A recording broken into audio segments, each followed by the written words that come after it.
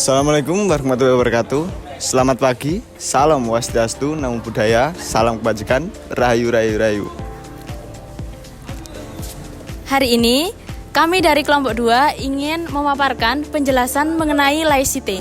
Namun sebelum itu perkenalkan anggota kami, saya Nuha Syakira dengan NIM 13124000114. Saya Novinia Triayu Ariyanti dengan NIM 13124000110. Saya Jaidiki Saputra dengan NIM 13124000111. Saya Dimas Retno dengan NIM 13124000113.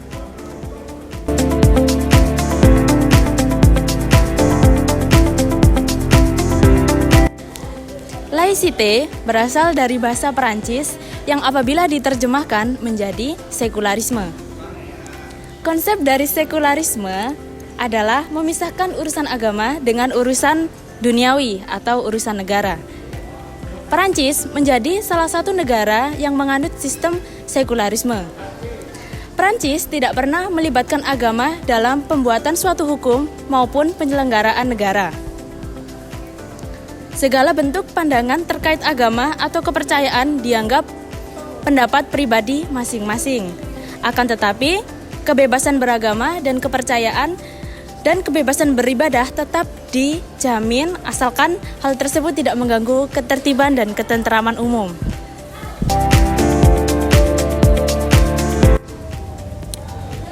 Latar belakang laicite muncul di Perancis sebagai prinsip pemisahan antara agama dan negara. Terutama setelah revolusi Prancis di akhir abad ke-18, konflik antara otoritas gereja, Katolik dan negara mendorong masyarakat untuk menuntut kebebasan dari dominasi agama. Pada tahun 1905, hukum yang memisahkan gereja dan negara diresmikan, bertujuan untuk menjamin kebebasan beragama, melindungi nilai-nilai sekuler, dan mendorong toleransi antar keyakinan. Prinsip ini tetap fundamental dalam identitas Prancis dan mempengaruhi kebijakan publik. Kelebihan laicite yang pertama, memperlakukan warga negara dengan sama atau adil, terlepas dari keyakinan agama mereka. Nomor 2, memastikan bahwa negara bersikap netral ketika berhadapan dengan urusan-urusan agama, namun tetap memfasilitasinya. Dan nomor 3, orang-orang bebas meyakini dan menjalankan agama atau tidak sama sekali. Untuk kekurangannya, yang pertama, kekuasaan yang tidak dilandasi agama, maka akan terjadi kezaliman karena terdapat hukum yang bertentangan dengan agama atau hukum di luar agama. Yang kedua, ajaran sekularisme seringkali menggoda manusia untuk melakukan kejahatan karena tidak adanya penekanan ketakutan pada Tuhan. Apakah laicite cocok diterapkan di Indonesia? Jadi menerapkan laicite di Indonesia mungkin akan sulit karena mengingat Indonesia adalah negara dan populasi muslim terbesar dan sangat beragam dalam hal agama dan kepercayaan lainnya. Kemudian, Pancasila sebagai dasar negara tentunya itu bertentangan dengan pemisahan total antara negara dan agama. Hubungan antara agama dan kehidupan sehari-hari di Indonesia sangat kuat, sehingga pendekatan yang lebih inklusif dan menghormati keberagaman lebih cocok. Menerapkan prinsip laicite di Indonesia memerlukan penyesuaian agar sesuai dengan konteks lokal dan nilai-nilai masyarakat.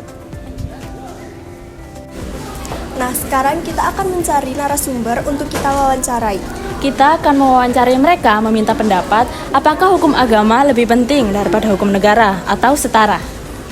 Oke, langsung saja kita cari narasumbernya. Let's go.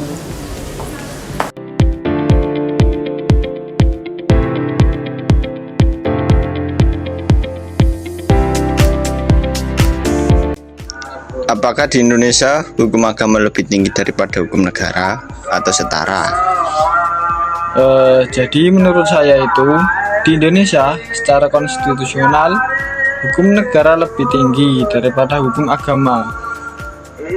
Karena negara Indonesia adalah negara hukum yang berdasarkan Pancasila dan Undang-Undang Dasar 1945, bukan negara agama.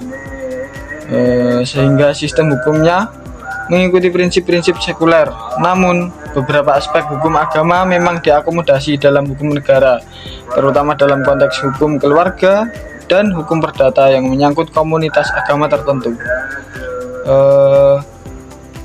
Sebagai contoh, di beberapa wilayah Indonesia seperti Aceh, ada penerapan hukum syariah yang lebih ketat berdasarkan kebijakan otonomi khusus.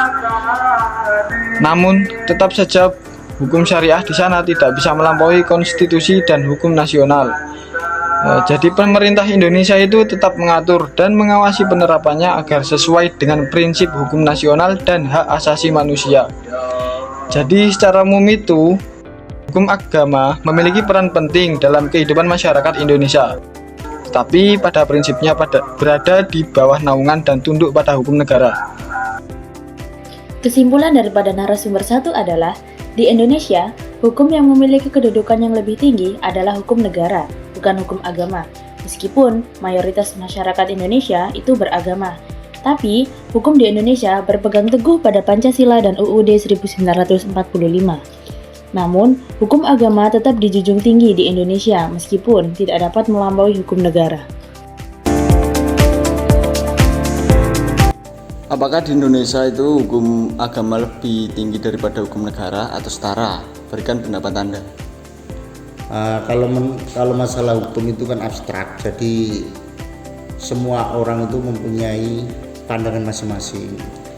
Kalau masnya ini tanya kepada saya terkait masalah hukum negara sama hukum agama, ya kalau menurut saya pribadi masih tinggi hukum agama, dikarenakan hukum agama itu sama dengan hukum adat, jadi kedudukannya itu tidak bisa dikalahkan.